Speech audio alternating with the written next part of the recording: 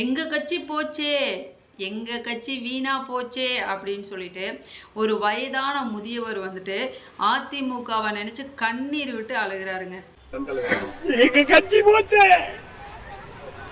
எங்க கட்சி வீணா போச்சு.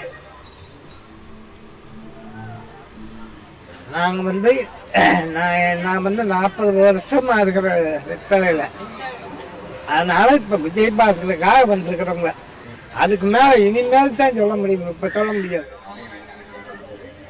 எதனால அந்த வருத்தம் உங்களுக்கு? எதனால கண்கள்? எங்க கட்சி போச்சு, எங்க கட்சி வீணா போச்சு.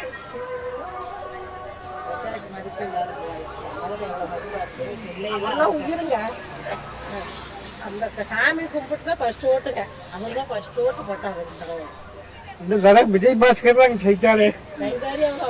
அதிமுகவின் முன்னாள் அமைச்சருமான முன்னாள் எம்எல்ஏவுமான விஜயபாஸ்கர் அவர்கள் வந்துட்டு எம்எல்ஏ பதவியை ராஜினாமா செஞ்சது மக்கள் எல்லாத்துக்குமே தெரியும். அடுத்து எந்த கட்சிக்கு போக போறோம் அப்படின்றது தெரியாம இருந்த நிலையில விஜயபாஸ்கர் அவர்களோட ஆதரவாளர்கள் எல்லாருமே வந்துட்டு டிவிகே கட்சியில சேர சொன்னதன் அடிப்படையில வந்துட்டு விஜயபாஸ்கர் அவர்கள் வந்து டிவிகே கட்சியில இணைஞ்சிருக்காரு. அப்போ அதிமுக மேல அதீத பற்று வச்சிருந்த ஒரு வயது முதிர்ந்த பெரியவர்கிட்ட வந்துட்டு பத்திரிகையாளர் வந்து ஒரு கேள்வி கேட்டிருக்காங்க. அதுக்கு அந்த தொண்டர் வந்து என்ன சொல்லியிருக்காரு அப்படின்னம்னா, எங்க கட்சி போச்சே, எங்க கட்சி ஒண்ணுக்கும் இல்லாம போச்சே அப்படின்னு சொல்லி கண்ணீர் விட்டு அழுகிறாருங்க. அவர் என்ன சொல்றாரு அப்படின்னம்னா, எனக்கு நினைவு தெரிஞ்ச நாள்ல இருந்து நானும் சரி என்னோட குடும்பமும் சரி கிட்டத்தட்ட ஒரு 40 வருஷமா அதிமுகல தான் இருக்கோம். எம்ஜிஆர் ஐயா அவர்களோட ஆட்சியவும் பார்த்துட்டேன், ஜெயலலிதா அம்மா அவர்களோட ஆட்சியவும் பார்த்துட்டேன்.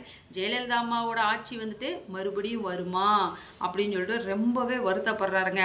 இவர் வருத்தப்படுறது இன்னொன்று எதை யோசிக்க வைக்குது அப்படின்னம்னா, எம்ஜிஆர் ஐயா போட்டிருந்த கருப்பு கண்ணாடி வந்துட்டு கண்ணுக்குள்ளேயே நிற்கிது. அதே மாதிரி ஜெயலலிதா அம்மா அவர்கள் வந்துட்டு செங்கோல் பிடிச்ச ஆட்சி செஞ்சதும் வந்துட்டு கண்ணுக்குள்ளேயே வந்து நிற்கிது அப்படின்றத தாங்க ஞாபகப்படுத்துது. இருந்தாலும் பத்திரிகையாளர்கள் வந்து அப்போ எதுக்காக வந்தீங்க அப்படின்னு சொல்லி கேட்டதுக்கு, எங்கள் விஜயபாஸ்கர் அவர்களுக்காக வந்தோம் அப்படின்னு சொல்லி சொல்லிட்டாருங்க. அங்கே தாங்க நிற்கிறாரு விஜயபாஸ்கர்.